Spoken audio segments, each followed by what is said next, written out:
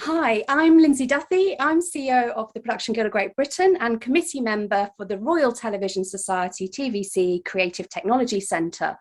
Thank you so much for joining us today for our session on the evolution of scheduling and commissioning in a video on demand world. The way we consume content has changed so much over the last decade. We love to binge series and not wait for weekly episodes, but there are still some appointment to view landmarks that anchor our viewing too.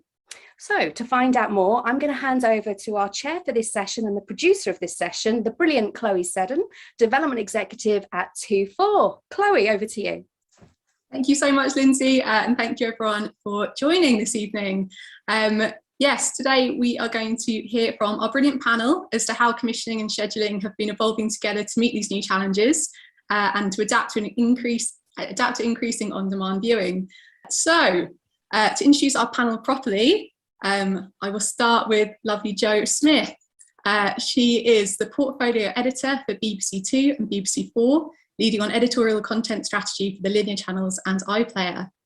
Prior to this, Jo was the channel exec at BBC Three, where she was charged with creating and commissioning original innovative content for BBC Three on iPlayer.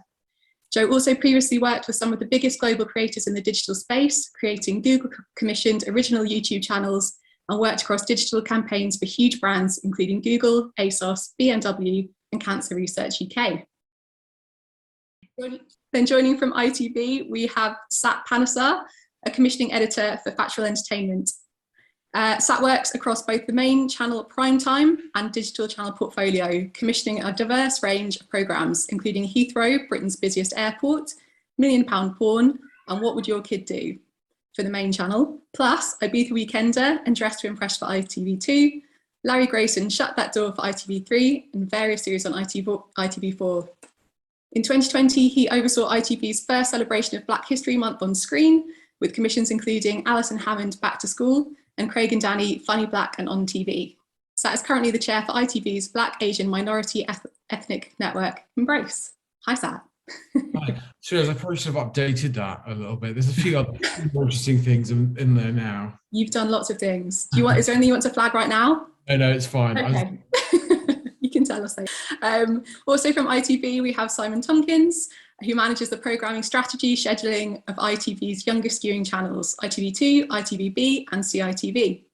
He strategically plans the direction of these channels, working across a range of youth skewing brands, including Love Island and Celebrity Juice for ITV2, The Only Way is Essex and The Real Housewives of Cheshire for ITVB, and The Rubbish World of Dave Spud and Hal for CITV.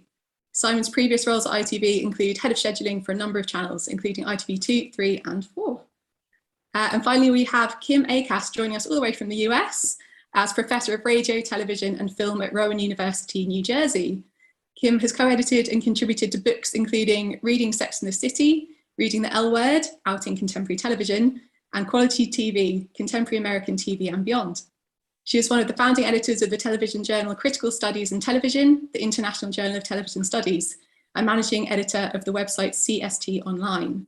She's currently researching the representation of motherhood on television for a forthcoming book, From Here to Maternity, Representations of Motherhood in the Media. Hi, Kim. Thanks again to all of you guys for joining. It's brilliant to have you. We are going to start the session by talking a little bit about the past and how things have been changing in recent years. I'll start with you, Kim, actually, if you can kick us off. We know, as we've said, audience behaviour has been changing, and I was curious what you think when and why audience behaviours have changed and when they started to shift, and why do we love to binge? What a good question, Chloe. Why do we love to binge? I think that obviously we have to bring in the pandemic straight away, that, people that would think that TV wasn't worth anything have really changed their tune now, haven't they? And realise that actually TV and binge viewing and streaming has saved their lives, I would say, over the last awful 2 years, because with no cinemas, no theatres, everybody has just watched TV. So I think in terms of, what the audience has already known is that TV is great. I will always champion TV above every other medium because I love it so much. But I think that the audience has changed. And I think that people have, since we've been in lockdown, you know, however many times, have realised that TV isn't just, you know, entertainment for the masses, that it is actually increasingly an art form that people can watch and not, I don't know, you just don't feel so slummy about just sitting in front of the TV and watching it. You know, if you're binging a quality series, then it feels like, well, you know, well, it's a great series and I watched The Sopranos in a weekend, however you would do that. But, you know, I think the audience attitude has changed towards TV rather than, you know, speaking of how the audience has changed. I think it's attitudes. And do you think that was starting before the pandemic, or very much? Yeah, oh no, definitely before the pandemic. I mentioned The Sopranos because you can't talk about TV without The Sopranos. And it just, that was the point where everything started to change, where we had Sex and the City and The Sopranos, you know, within a year of each other. Britain picked it up on Channel 4. Then we started to get box sets. You know, HBO were the ones that gave us the box set. And that's when we started binging. It was actually before streaming came along. It was when DVDs were this big rather than videos were that big. Yeah, so you could actually buy them and have them like books on your shelves. And I think that really changed from kind of 1998, 99 onwards, turn of the millennium. Everything changed for TV. And there's all kinds of reasons for it. But, you know, I just think that all of a sudden there was something there for the audience. You know, these were adult, for want of a better word, adult series that people could watch and feel good about themselves, you know, rather than watching TV and feeling a bit bad about it. You know, we should be at the cinema. I think it was a real sea change in what the audience expected of TV. No longer a guilty pleasure. That's good. No longer a guilty pleasure. As if it ever should have been. It should never have been a guilty pleasure in the first place. No. Absolutely not. I'll come to you next, Sat. I was hoping you might be happy to describe the sort of traditional relationship between commissioners and schedulers and how they work together, and how much you think it has changed or not in recent years. Yeah, I suppose, you know, we've got our schedulers are the ones that control, I guess, where things are played, how our overall linear offer is presented to our audiences. And I think, you know, we've always worked hand in glove, really. We try and bring an idea that might be great. They have insight on the strategy and where it might play best and why. And, you know, we also have input on that. And they also have ideas of what they think editorially they might need in a certain slot. So, you know, a lot of that is, you know, from an ITV perspective, is looking at us as a commercial sort of like organization where we want to place things in terms of, you know, what might be advertising at the time, or it could be also, you know, we know what people's viewing habits are in terms of traditionally, you know, Saturday night, big entertainment is our night. In America, weirdly, it's Wednesdays and Thursdays, they have their entertainment nights, don't they? I think they used to. But, you know, so it's just about like where we might be, you know, what we are doing in terms of viewing across a week. And so I think we've always worked very closely with our schedulers to both inform what we commission, and also they work very closely with us and to look at where this might best place it as well. So, I mean, you know, I think it's all been very close. And I don't think any of that necessarily is changing in that sort of like symbiont relationship. I think it's more a question of like looking at how it works within the context of now a new world. So I think, yeah, that's the way it's always sort of worked, and I think it will continue to work like that. What do you reckon, Simon? Yes, it's always going to be a close relationship, isn't it? Yeah, that's always going to be there. It's just going to change around the edges, but we're still in constant contact and always will be. Yeah. Okay, got it. That makes perfect sense. Simon, we all know that it's often been said scheduling used to have the power to make or break a new show. With changing viewing habits, do you think that is still the case? Have you noticed a lessening of your powers, or not at all? No, I think linear exposure is still very important. A clever bit of scheduling for one of your key shows can still really make an impact. Market it, clever scheduling, you know, there's still those pillars of the schedule, the big events, so still take advantage of those and springboard and launch new shows. off that inheritance. We see it off the big entertainment shows across the linear channels. So some of those traditional scheduling techniques are still in place and still important, especially to launch a show. It's good to hear. And how has your role changed, do you say, when you're thinking about those rules of linear commissioning and scheduling, to how those rules have changed when you're thinking more VOD first? What's your sort of role? What is the scheduler's role within that side of things? So we see more often now the first episode of a series goes out on linear, and then directly after that first episode finishing, the full series drops on the hub. So delivery dates have to be really thought through, because we talk all the time with commissioning. So staggered delivery dates obviously won't work if they're staggered whilst the series is still on air. So yeah, there's a lot of different things to consider, and you're not thinking about a time slot, you're thinking more about times of the year and making sure there's something of note always available on VOD. And how do you drop it on VOD? Some programs, some genres lend themselves much better to playing in that traditional once a week linear way. We wouldn't drop set a game show, because that's not a bingeable genre. That still survives in that traditional linear once a week. So it all depends on the genre, delivery date, the audience. So a lot of things to consider.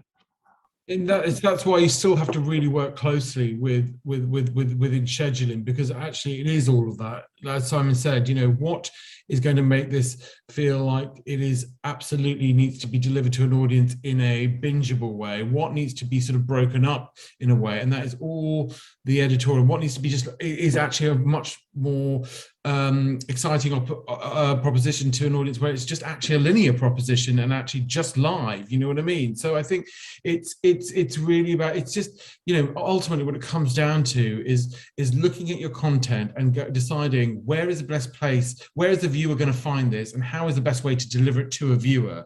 I think all of us as broadcasters, and whether that's SVODs or anyone or content creators, we now have to work much harder, and we have to meet our viewer where they are, in all the places they are, whenever they choose to tune in, and however they want it to watch it. I mean, sometimes, I actually have enjoyed the anticipation of watching things weekly, because it feels like a novelty. The fact that you actually have to exercise some bit of self-control and wait a whole week for an episode feels like positively sort of avant-garde now, and feels like it's like, doing something different to my senses and my ability to consume, and sort of tantalizes me more. But which was the right drama to do that with? There was a drama that I was watching weekly. Gosh, Mayor of Easttown. Yeah.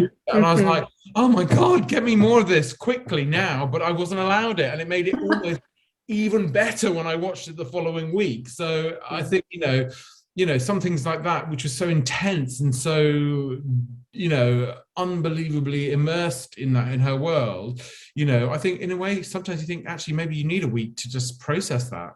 And I think the genre of reality TV is quite interesting there, because for about the last year and a half, we've been running an initiative called Early B, where all the big reality shows on ITVB, each episode drops in the morning ahead of their evening transmission on the linear channel.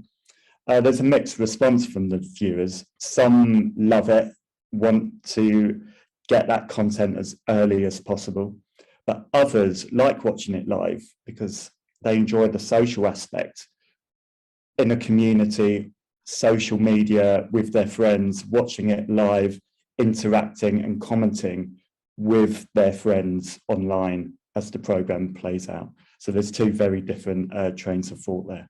That's certainly true for us as well, because I think in a way we're still in a period of experimentation, aren't we, all of us, in terms of what works and what doesn't work. And immediately, like, Drag Race springs to mind for me. again, it's that same thing. It's a community feeling, a bit of shared experience. TV can still be, for us, when we think about things like Strictly, it can still be a really, really big shared experience. And for you guys, you know, the Masked Singer in our house is certainly, you know, something that is like appointment to view every single week. And that hasn't totally gone. But then in drama, there will be times, you know, we're promoting different strategies sometimes. Something like Vigil, Line of Duty, is that linear delivery. But then we had the Tourists New Year's Day this year, and day one dropped the whole lot, and you see slightly different behaviours. So, you know, looking at things like overnights becomes a completely different picture. Really strong EP1 overnight, but by the time you get to EP6, it's still really good. It's still respectable, but it's not going to be the same, because actually you're looking at a sort of 30-day figure, or even, you know, a longer term figure. So even the ways we sort of measure things are not quite there in terms of how viewer behaviour, because you're giving the younger audience particularly content in the way they want to view it often. But it's quite exciting to be in that period of experimentation and to try things out. I think, you know, we obviously work in a similar way closely with scheduling, and I've got such an appreciation for it as a craft, and I really love when someone's got a bit of a nuts idea about where they think something should play. And, you know, it's fun, it's really fun and exciting. And we can't forget that people are still watching television sets. It's, you know, they're not, it's still so important. Yeah, you touched on it there actually with this this changing strategy and experimentation. How are you sort of following and tracking success? Because it's not just about overnights now. What are those sort of measures you're looking at, or what's the other information you're actually looking at to go, yeah, that really worked, or maybe that wasn't so great? What are you looking at, Jo, to sort of make those calls? So I'm more and more looking at 30-day data, because I just think that's a lot more helpful. That isn't sort of industry wide. I don't know that we're still using 7-day barb data, I think, sort of more widely. But actually, there's a lot of viewing for us on iPlayer that's, you know, a year old and more. You know, back series of, you put a new series of Line of Duty onto iPlayer, and everybody wants to watch series 1 again. Same with Peaky Blinders is coming up. It's going to be exactly the same habit as that. So actually, the way we sort of view all of the data probably does need to change, because you're looking at, you know, consumption. You can get millions of people watch an old series when you bring a new series back. So it's just, the model has completely changed, hasn't it? Yeah, it takes a lot longer to determine if something is a success or not, because you just have to wait a lot longer for those numbers to come through from all different sources. Well, that's nice from a maker's point of view. It's nice to know there's a chance, you know, you have more of a chance to find that success with those programs, because the overnights are always pretty brutal. If it didn't go your way, that was a tough next morning. Yeah, but I suppose the thing is, I guess what is hard still is now, you know, we had an industry standard, you know, as in there was the overnights of, you know, and that's what it was. And then we suddenly, when we morphed into, well, actually we can now do 1 hour catch-ups, we added those in, you know, the ITV +1 and BBC +1 and all those, then they got added in, and then it was something like, oh right, it's 7 days now. So, you know, the tail is getting longer and longer and longer. So, you know, by the time you suddenly go, oh, actually that was a massive hit after a year, are you in the position to be remaking that, or going further down the road of making more of that series or whatever? By that time, you know, from a commercial point of view, suddenly you're out of license and someone else is making it somewhere else. You know what I mean? So I think it's a tricky sort of thing, and I think we will probably coalesce around. I mean, as an industry, we're going to end up coalescing around something as a standard, because I think we all sort of need it. What that is, don't know. Totally not in my remit to work that one out, but I think, you know, as Jo and Simon's already said, the 28 days, 30 days feels like something that is becoming increasingly important. And I think also, you know, it's also about, you know, where SVODs and have really changed the game is about super serving audiences more than anything. So, you know, whilst, you know, you can look at the ITV main channel as a broad mainstream populist channel, you know, for mass simultaneous audiences, you know, in one way, actually, you look at the way the world is going is, if I want to watch anything that is very particular to me, I'm a demographic of one now, because I can find everything that I want to watch, mixing sort of Drag Race with Mayor of Easttown all on my own personalized sort of stream. So, it's more about, I think, in one way, we're probably moving to a world where we need to be looking at super serving demographics.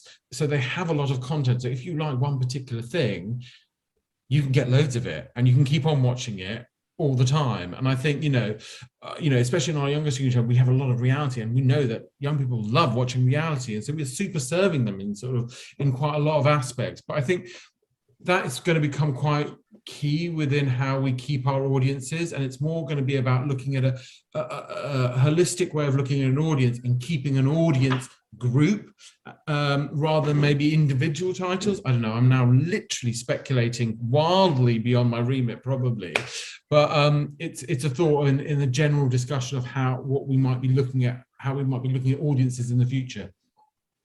It's interesting actually, yeah, touching on the difference between older and younger viewers. I think, we always assume there's young viewers are much more on-demand driven, they're watching on lots of different devices, it's a very different model to perhaps an older audience. But there was a study just recently saying that older viewers are engaging more with on-demand services and with SVOD platforms, so that's starting to shift.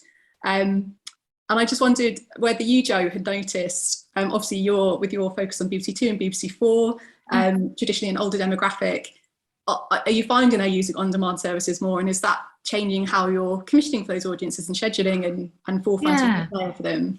Definitely. So the pandemic has really sort of accelerated that move, I think. There was that period of time early on where obviously or 9 months in where shows were not being made, so the content wasn't there. We sort of by way of the pandemic, we kind of pushed audiences to the street, the people that didn't know how to find the streamers did find the streamers.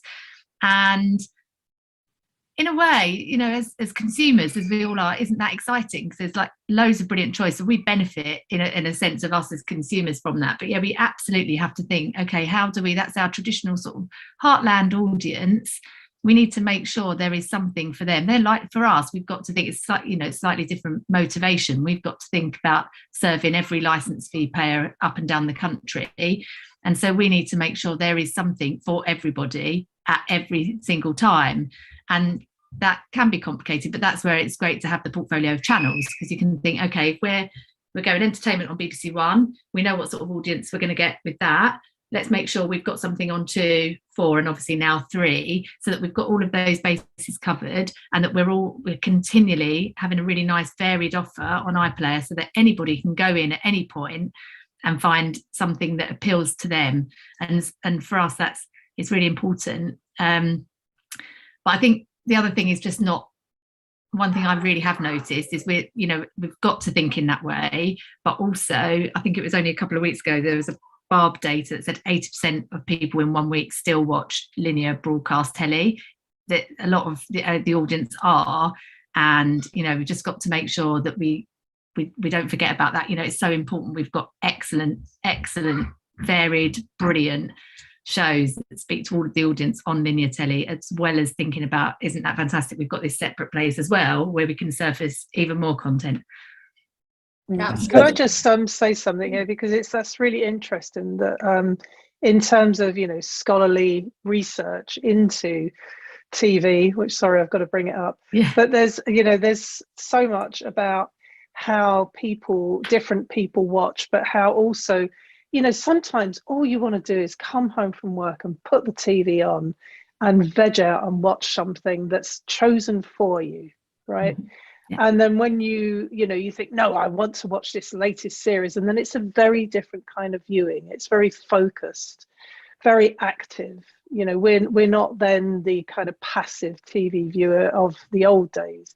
But I still think that linear TV is always here to stay. There'll always be need for it. There'll always be it's like the Spotify generation. What do you want to listen to? Well, I don't know. There's too much out there, and it's the same with TV. Sometimes you just want the DJ or the scheduler to say, "This is what you want to watch now."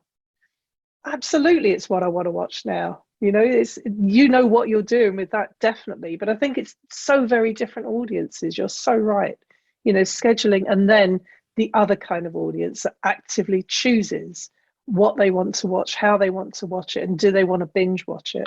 just to say something else, you say reality TV isn't something that people binge. Yes, they do. I mean, the kids in my class at university all binge on reality TV, yet they will not tell you that they do it. You have to kind of worm it out of them. So it's, you know, what people admit to and what they actually do is quite often two very different things. I mean, that is an important, that is an important, the tyranny of choice is on us. And I think that becomes quite difficult. I mean, I remember just anecdotally within the sort of lockdown period and COVID and stuff like that, people started sort of saying, oh, I've completed Netflix, like it's a game, like a game, completed Netflix. I've watched everything, you know what I mean? And I was like, no, you haven't. Quite amazed.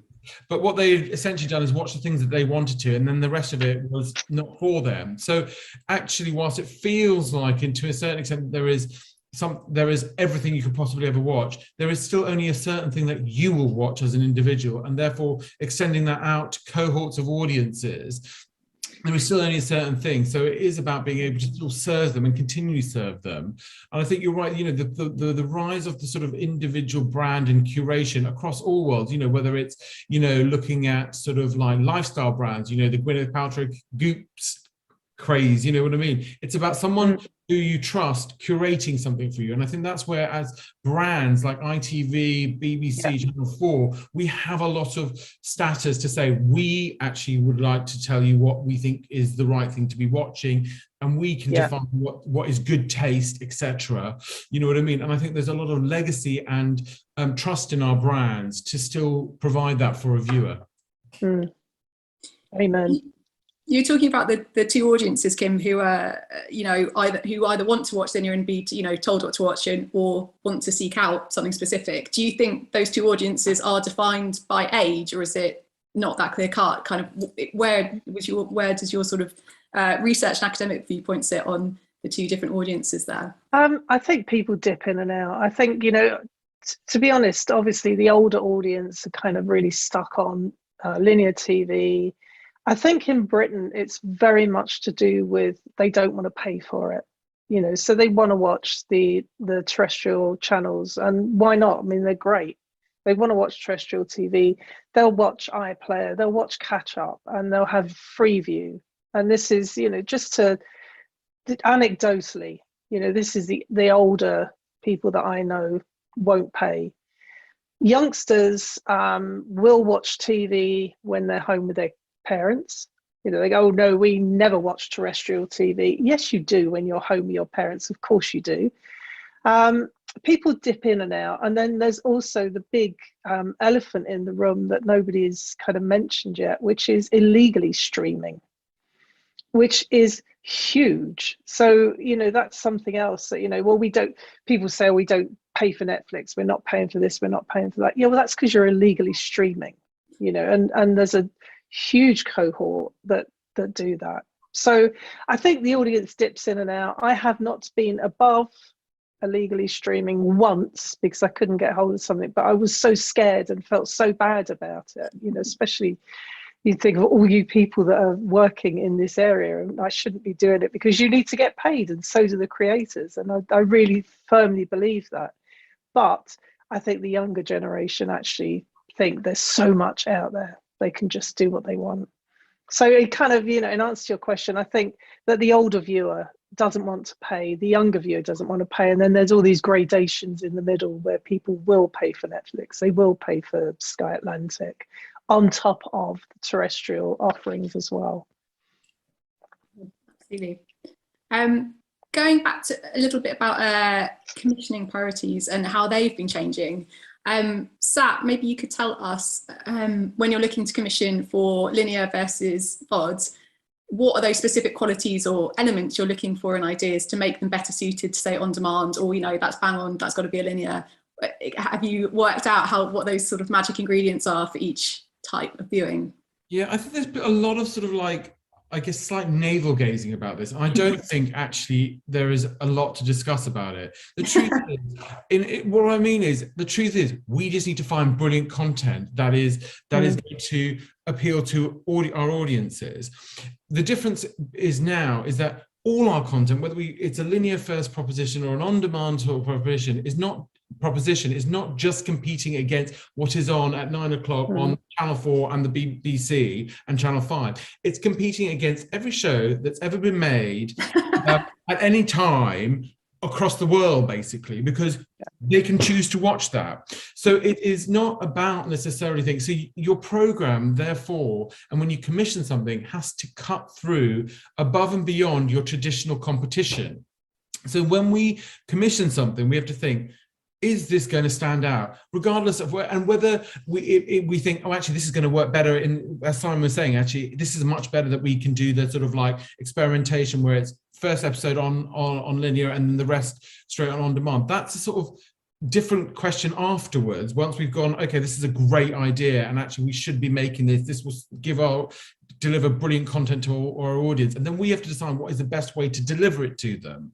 But I think, you know, fundamentally, what are we all looking for? Brilliant, massive hits that appeal to lots of people, or do great, you know, put something great out and content into the world. So I think this is something that people and producers often get stuck and hung up on, and they go, well, I think this is an on-demand sort of thing, or what would be great for this, and you're like, that's not necessarily the way to. Is it a great idea? Is what we want to fundamentally know about. And why are you going to stop and not watch Friends on Netflix, which everyone seems is their #1 show, basically?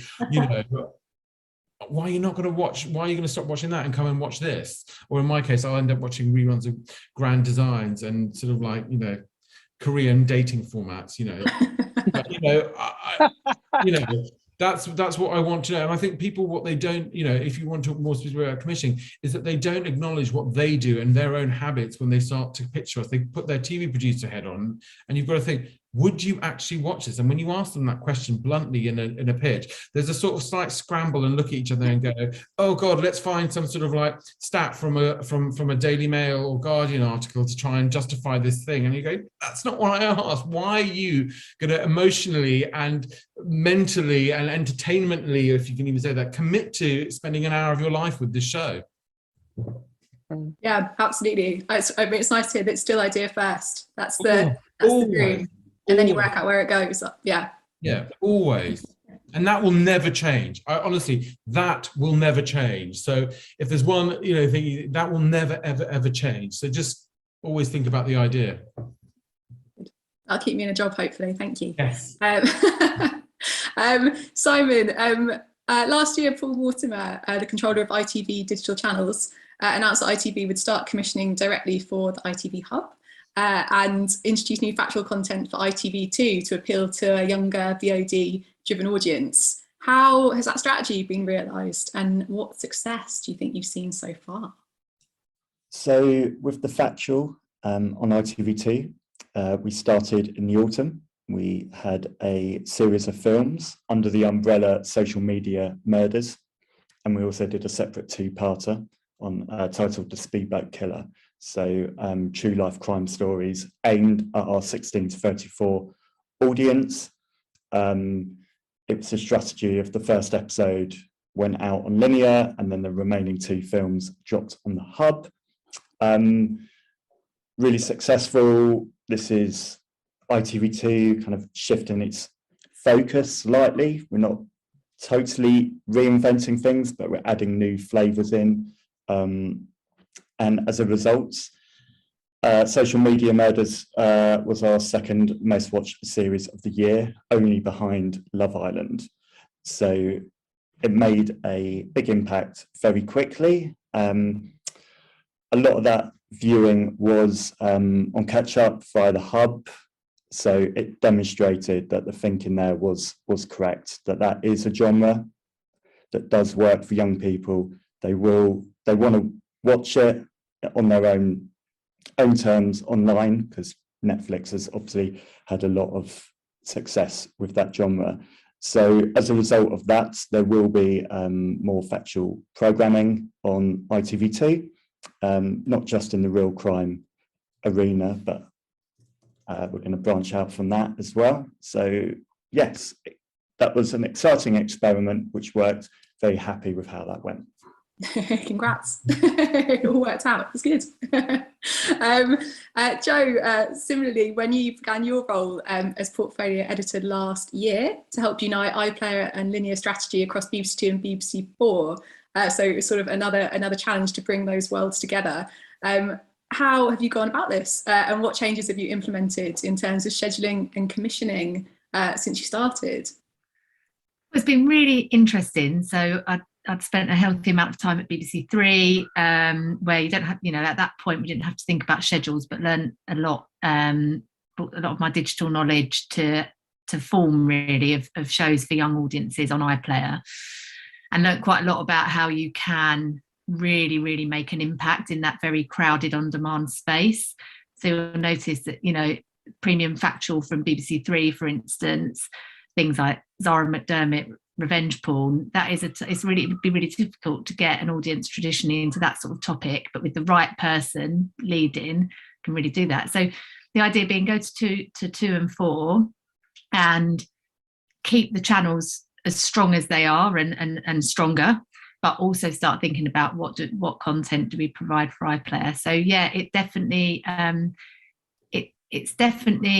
it helps inform commissioning decisions, because some things will be commissioned for the linear channels and the linear channels only, and that is completely fine. There are some shows for us that work on linear that will not work as well as they do on demand, and that's fine, because that's where they go and that's where the audience is and that's where they want to see it. And then there'll be other things that you think, yeah, this is an iPlayer bet, so let's think about this. It might be slightly different for the guys at ITV, but you think, okay, how do we present this? What does it look like? How do we sell it? What's the shop window on iPlayer? What's the image? What's the title? All of those sorts of things. And you can really start to see it on titles that we have. I think a really good example lately from the documentaries team was Hunting the Essex Lorry Killers. And essentially that is a really sensitively told story about the Vietnamese migrants who were found sadly in the lorry a couple of years ago. Now, how perhaps you might have told that story a few years ago is to be quite on the nose with this is what happened and this is the story of the families. But in fact, if you do it through the investigation and follow the police story and then sensitively weave in the stories, I think you're offering that quite tricky topic up to a much broader audience and saying, come in, watch this is something for you. And it feels just perfect for that on-demand space. And for me, that then has driven sort of millions of views to something that I think, had it been packaged slightly differently just for a linear audience, might have appealed to just a certain section of audience and been not quite as broad. So it's just thinking about where we can make those shifts, but sometimes being really respectful to a show that exists as it does. Something like Antiques Roadshow, for instance, obviously BBC One, Country File, they're all brilliant things to have in the schedule, and they are there in the same way sort of a lot of game shows, for instance, are there as a linear offering, but then there will be other things that you think, right, how can we make this a truly strong on-demand piece? Yeah. Kim, do you think there's been, talking about, this sort of a shift, do you think there's been a recognisable shift in the types of TV being commissioned in the UK and globally since VOD has sort of become so much more prevalent? Is this, really affecting ultimately what is being commissioned around the world and changing, what we're watching as a result? I mean, absolutely, totally, 100%. There's such a change. And just to say, I miss Country File. It sounds really sad, but that's the kind of TV that I like, Sunday evening. So in terms of, it just makes me think of, when I'm talking American TV now that came to Britain. So obviously this is not about homegrown shows, and I'm sure there are many, but there was much more of a from America to Britain than the other way round for a long while. In the 80s, when, say, for example, Hill Street Blues first came out, the first season was, one big long narrative from beginning to end. And people hated it because in those days you had no VCR, no way of recording it, no repeats. If you were out on that night and you missed that episode, how are you ever going to dig back into it. Yeah, so that changed very quickly until Twin Peaks, and it had the same thing. But also, networks have always been conservative. They always like the standalone episode to go with that long narrative.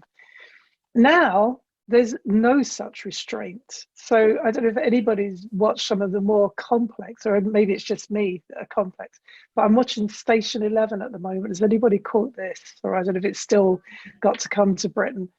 But when it comes, I defy you to be able to watch one episode, then watch it next week and remember what happened. I mean, it's one of those that I have enough trouble anyway, but you have to actually watch it so focused, so concentrating on it. Because last night I watched an episode and I thought I'd already seen it until I got halfway through and realized, no, it's just a flashback. So they do all that kind of stuff now. I think, as commissioners must know that now you can commission a whole story. So, it doesn't have to be one-off episodes. It's not CSI anymore that can go all over the schedules. It's meant to be watched, like read like a book. Famously, The Wire was said, it's meant to be read like a book. And I think that is the way we watch TV has ultimately totally changed the complexity of narratives. And how many people you can have, huge ensembles, because you can, like a book, you can go back and think, well, I missed that, I'm just going to rewatch that bit just to make sure I know what's going on. So I think, in terms of particularly the American series, they are so much more complex, so much longer sprawling narratives, a bit like This Answer, that has actually changed completely what's happening on TV in terms of that kind of show, not necessarily the Country Files of this world and the Antiques Roadshows, but yeah, definitely in terms of series. Yeah, we know, lots of people over the years, including the SVODs, as you might imagine, have predicted that all viewing is going to ultimately move to on demand. But Netflix itself have also announced their plan to roll out their own version of a linear channel globally after a successful trial in France. Obviously, then we've got BBC Three has just returned as a linear channel, and a recent report showed that UK audiences watched as much Netflix as Channel 4 in 2021. It's all a changing, and it's hard to predict, I know, but I was wondering what your guys' insights were and your crystal ball to the future. Joe, maybe we can start with you. Obviously, with your role previously with BBC Three, what's it been like seeing it become a linear channel again? Do you think this gamble is going to pay off? And what do you think the future holds for the BBC channels in general in terms of remaining linear? I think we all know it is a challenging landscape, and we've seen, numbers, overnight figures, etc. We've touched on a bit. You would have seen 6 or 7 years ago. It's completely different. It's a completely different world. But as we've sort of said, that doesn't mean that all that viewing has disappeared. It's just how people are consuming it has changed. So actually, if you change that model, I don't know that it's quite as drastic as we all panic about. That doesn't mean there aren't huge problems. There are definitely problems with younger audiences, and that for us is a huge area of focus. And got to think about, as Sat said, I think, the competition is just far bigger than it ever was. That's been such a change, and it's everywhere, and there's new on-demand platforms, happening all the time. So we've got to really think about what people want, but start really thinking about what our USP is. And so for me, as the person representing the BBC on this, is, we still have got a space in that crowded place to offer something that's really distinct for British audiences with a British point of view outside of London, really pushing as much as we are to make sure we represent all of the UK. And we can do that in a way that Disney Plus can't currently, and Netflix can't. And that's something that's, that's really important to us. And we can reflect the lives of modern Britain in a way that I think we will, if we continue to really sort of laser focus on that. I think we'll be doing that for years and years and years and years to come. And so I feel really confident about it. I feel, weirdly, it's a bit weird, quite excited about the competition, because I think, as Sat says about an idea, it kind of raises the bar for everybody. It really makes us start thinking, okay, we're in this competitive landscape. We can't sit back and just wait for viewers to passively come to us.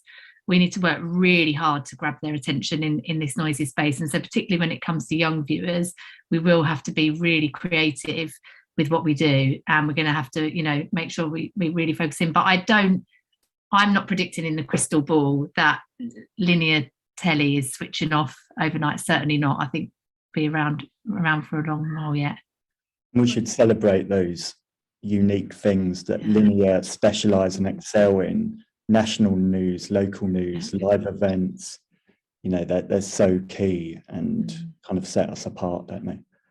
They do. I always think Netflix would probably kill for the portfolio of channels we've got, all between, you know, all of us, and we can still bring the nation together at really important times, be that a big sporting event or you know, news bulletins, as we saw during COVID. We can still sort of really feel the national temperature and really give audiences what they want in a way that I just don't think quite yet the competition can. Sat, what do you think, having seen BBC Three's journey, what do you think the future is for ITV2 and B, and are they going to stay linear? Could they ever go the other way? I think it's the wrong question to be focusing on, if I'm really honest. I know that sounds like slightly controversial. I just don't think it's like pitching all over again to you, Sat. No, but I just don't think it's about like being so sort of like prescriptive about this is a linear channel, this is a VOD, this thing. It's about brands. You know, it's about the power of the BBC, the power of ITV as a brand, and what people associate with that and why they come to us. And that does speak to your points about sort of like, you know, when we talk about what we can do in local news or, you know, live sports, etc., etc., etc. It's understanding that we as a brand, as ITV, are premium content providers to everyone, and wherever you want to get your content from, whether you're doing it on your phone, on your internet, on an SVOD, on a VOD or a blah or a linear channel, it doesn't really matter. We are there and available to service that need that you have for the content. And I think, you know, in terms of, you know, where you look at even like, you know, there are some things that are also, even program titles are brands in themselves, you know, that transcend even channel. I mean, now if you look at a sort of a younger audience that finds something on Netflix, they don't understand that actually Love Island is an ITV proposition. They just know Love Island as the brand. So I think it's about really sort of, and we are, even as a, you know, capitalist, dare I say it, sort of like, you know, business sort of side of things, it's all about brands everywhere. Everyone is trying to establish them as their set of, as a brand, whether you're marketing toilet cleaner or, you know, high-end drama, you are a brand. So I think that's what the really key point is that, you know, if we get caught up in this linear, whether things should go on this or that or whatever, it's just actually now about technology and how you consume. That's the simple function of these things. What we should be focused on is how do we make sure every person who wants content knows about ITV, or also the BBC as well. But, you know, knows about ITV and comes and can find it and actually engages with it. That's the most important thing. But do you think as this younger generation age up, do you think there will actually be a demand for linear, whether it's, you know, it's about serving audiences, as you say, but do you think people will actually want to engage in that way in the future, really? Who knows? I mean, the thing is, the point is we should never be complacent about where our audiences are, and we should always be looking at where they are and whether we can get our content to them. So whether linear exists in that way in 10 years time is sort of like, in a way, if it does exist in that time, we will be there and we will be providing content. If it doesn't exist, fine. There'll be something else, another world there'll be another methodology to deliver content, and we will also be there. So I think that's the key thing. But what you need in both circumstances is a strong brand that people identify with as quality content providers, whether you are you know, curate great content for them, make new content for them, whatever. You just need to know that they associate you with that, and that's where you should be. What do you think, Simon and Kim? Do you have a different perspective, or what you think the future holds? I've got so much to say that I just won't be able to say it all.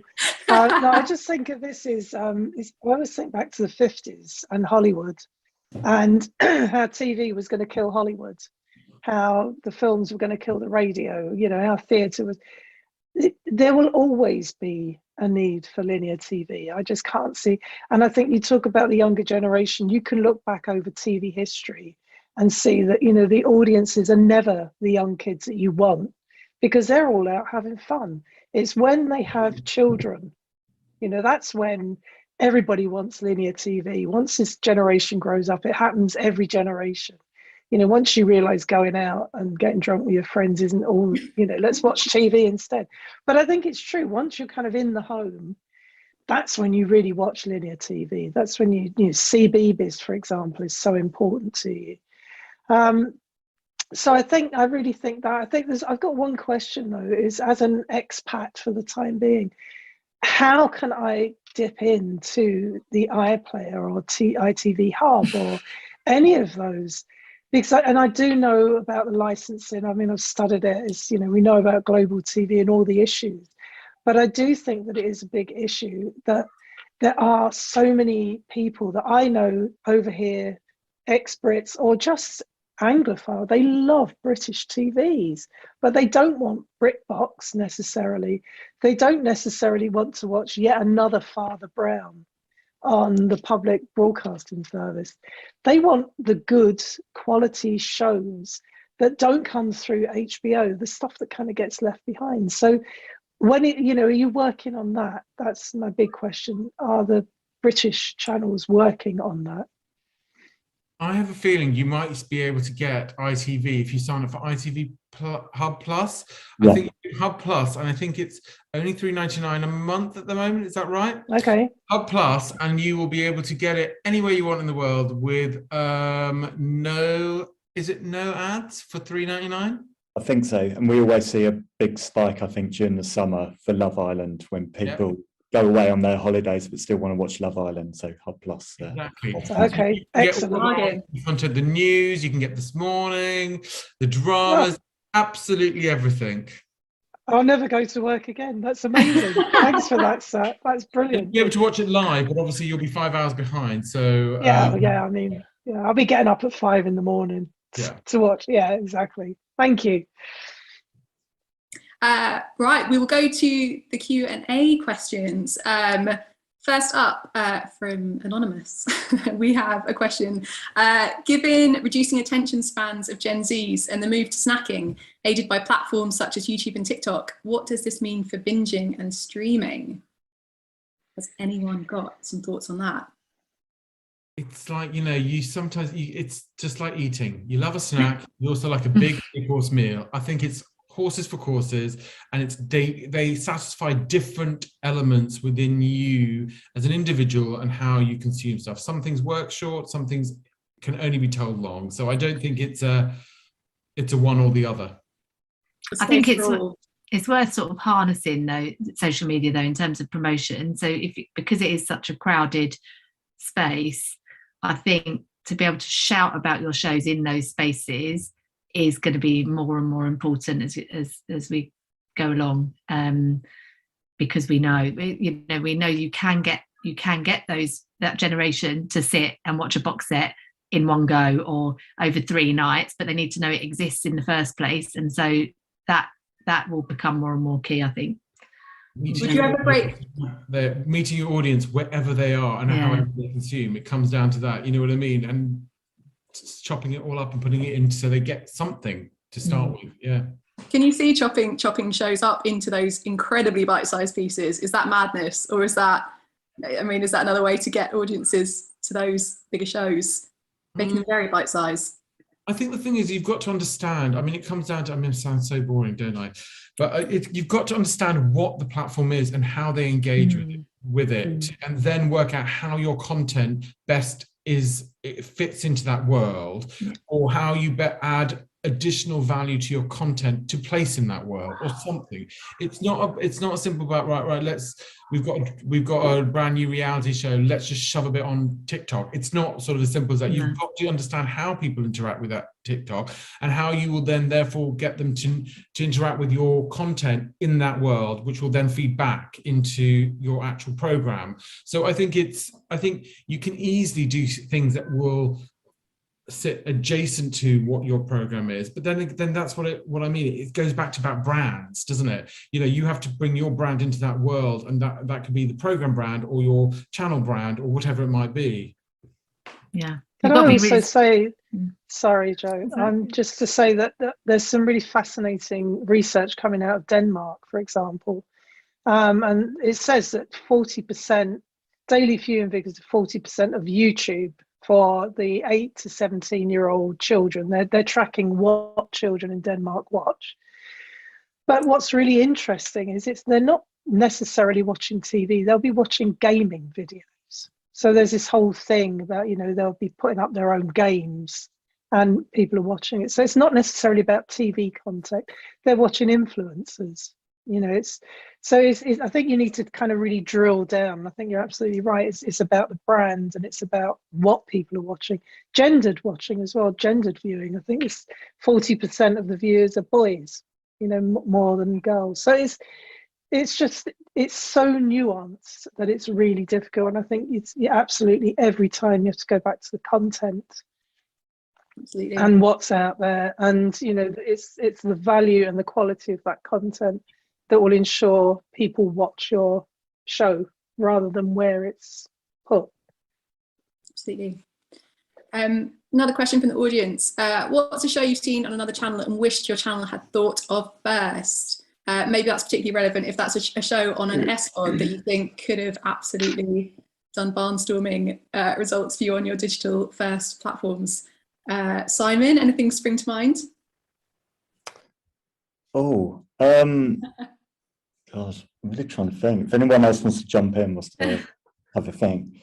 Well, I think everyone was jealous of the success of Tiger King. That just came and blew everyone away, didn't it? I think timing was everything there, that landing right at the start of the pandemic.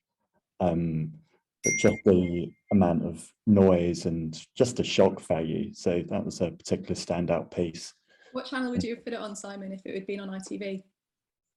How would you have left it? Yeah, that's a tricky one. And I'm not sure if you could actually shoehorn it in anywhere. But it was obviously resonated with younger audiences. So we wouldn't be able to put it on any of our linear channels because of the compliance. I mean, yeah, I know.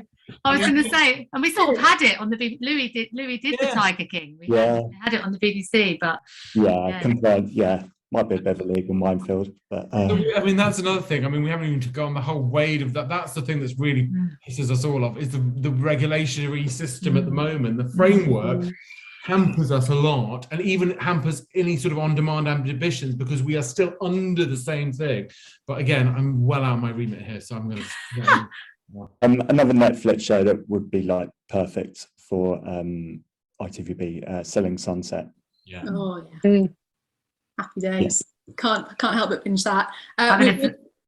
Sorry. I would have liked The Last Dance or Last Dance or Cheer. In those sort of sporting docs. I'm very jealous. Yeah, very jealous of. We are just about almost out of time. I'm just going to do one last question. We've got about 1 minute to answer from Kirsty Robinson.